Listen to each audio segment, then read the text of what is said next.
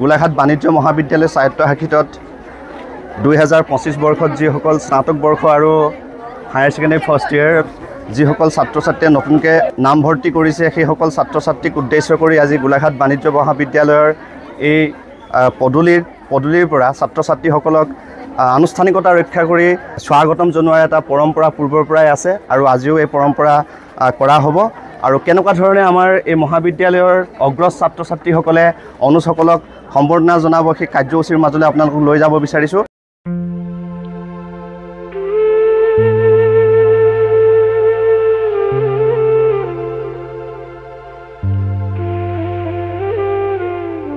ছাত্ৰ একতা সভাৰ বিষয়ববীয়া আৰু অগ্ৰজসকলে বন্তি ধূপ ধূনাৰে গেটৰ পৰা আদৰণি জনাই ভিতৰলৈ স্বাগতম জনায় আৰু ভিতৰত প্ৰতিজন নৱাগতকৰ কপালত তিলক দি এক নিৰ্দিষ্ট পৰম্পৰাৰে এনেদৰে নৱাগতসকলক উষ্ম আদৰণি জনোৱাৰ এক পৰম্পৰা পূৰ্বৰ পৰাই চলি আহিছে। নৱাগতসকলক ৰাণা তামুলী প্ৰেক্ষাগৃহলৈ সাদৰেৰে আদৰণি জনোৱাৰ পিছত এগছি বন্তি প্ৰজ্বলন কৰি তেওঁলোকৰ মংগল কামনা কৰা হয় আৰু ইয়াৰ লগে লগে মহাবিদ্যালয়ৰ সংগীত জেউতি চৰাই যাওঁ ছাত্ৰ ছাত্ৰীসকলৰ দ্বাৰা পৰিৱেশন কৰা হয়।